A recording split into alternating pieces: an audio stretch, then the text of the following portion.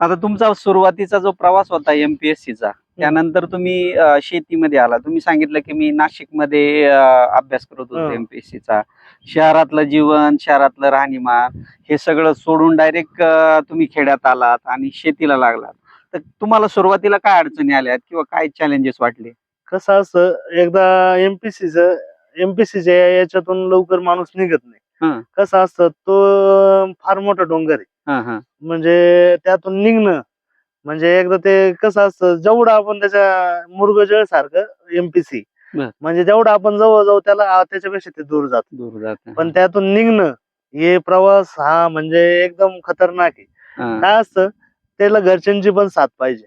बरोबर. घरचे पण म्हटले बाय बा तू तिथून निघला बा इकडे काय तुझं हे नाही बा दुसरं काहीतरी कर असं नाही. पण आमचे घरचे पण काय म्हणे नाही बा तू नाही तिकडे येत शेती कर.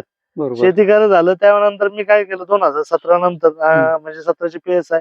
18ला माझं 28/12/2018 लग्न झालं. लग्न झाल्यानंतर मी पूर्ण वेळ शेती करायला लागलो. बरोबर. शेती करायला लागल्यानंतर त्यावेळेस असं हे होतं का ग्रामीण भागामध्ये कसं असतं प्रत्येक जण आपली चेष्टा करतो. बरोबर. बाबा तुम्ही तिकडे प्रवास केला मोठी तुम्ही गोष्ट. 5 वर्ष घातले 7 वर्ष घातले एवढा अभ्यास केला. मी स्वतः एम ए पास आहे. म्हणजे मी जे 17 वर्ष आणि हे 6 वर्ष असं 23 वर्ष शिक्षणात घातले. बरोबर. 23 वर्ष शिक्षणात घातल्यानंतर बा तुमचा हा प्रवास मग त्यानंतर असं असतं का या ग्रामीण भागात भरपूर लोक टोमणे मारणारे असतात.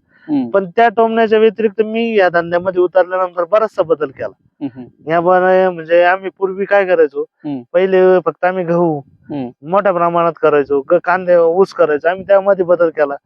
आम्ही बऱ्याचशा लोकांचा तज्ञ लोकांचा त्याचा अनुभव घेतला आणि त्यानंतर शेती करायला हे झालं.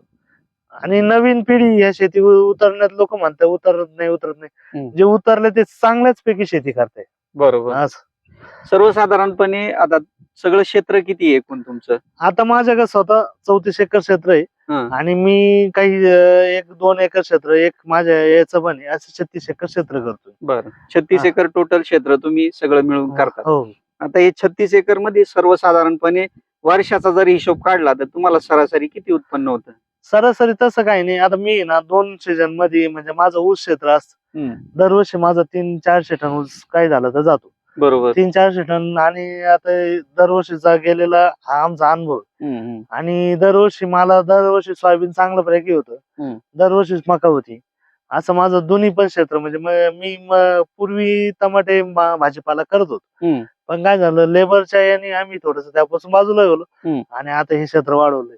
बरोबर. असं साधारणपणे एक रुपयात जर सांगायचं गेलं तर किती उत्पन्न होतं? तसं पाहायला गेलं 20 लाखाच्या पुढेच आमचं वार्षिक उत्पन्नाच्या पुढेच हे आहे.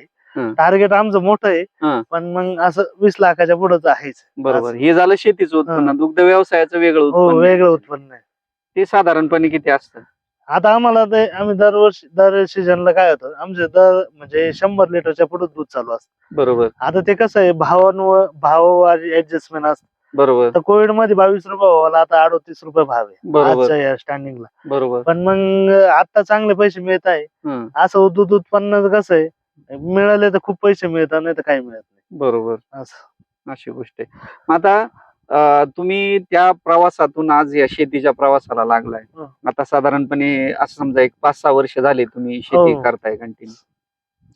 आता एखादा नवीन शेतीमध्ये एखादा तरुण नवीन शेती करायला ज्यांनी सुरुवात केली अशा तरुणाला किंवा मग दुसऱ्या एखाद्या गोष्टीतून किंवा शहरातून डायरेक्ट येऊन शेतीला लागलाय सेम जशी तुमची परिस्थिती होती, अशा तरुणांना तुम्ही काय सल्ला द्याल शेती करणाऱ्यांना? तसं काय शेती हे प्रत्येक धंद्यामध्ये म्हणजे प्रत्येक तुम्ही व्यवसायात जा नोकरीत जा चॅलेंज आहेच. पण काय झालंय आपण कोणत्या पद्धतीचं हे करतो म्हणजे आपल्याला त्या पद्धतीत कोणत्या पद्धतीचं ज्ञान घेऊन ती शेती करतो. त्यानंतर तिकून आलेलं आहे बा आपल्याला काही करायचं नाही बा तिकडला प्रवास वेगळा होता इकडला प्रवास वेगळा. बरोबर. आणि इथं आपल्याला आपलं स्वतःचा धंदा म्हणजे स्वतःचा व्यवसाय म्हणूनच करावा लागतो. बरोबर. स्वतःच म्हणजे सर्व म्हणजे असं काही आपण काय म्हणतो मजुरांवर राहून असं काही नसतं. आपण स्वतःच करावं लागतं आणि स्वतः थोडा अनुभव घेऊनच शेती धंदा करायला पाहिजे. बरोबर. सगळ्यात महत्वाची गोष्ट तुम्ही सांगितली की कुठल्याही व्यवसायात ज्या वेळेला आपण येतो त्यावेळेला आपण ज्या वेळेला स्वतः काम करू, स्वतः कष्ट करू, त्यावेळेला त्याच्यातून उत्पन्न आपल्याला चांगलं मिळणार आहे. ही सगळ्यात महत्वाची गोष्ट आहे. कुठल्याही गोष्टीला आपण माणसांवरती, कामगारांवरती सगळ्याच गोष्टीसाठी अवलंबून नाही राहिलं पाहिजे. स्वतः जर आपण काम केलं, कष्ट केलं, तर निश्चितच त्याच्यामध्ये उत्पन्न आणि यश आपल्याला चांगलं मिळणार आहे. तर धन्यवाद, तुम्ही वेळ दिला आणि माहिती दिली त्याबद्दल. Thank you. आभारी.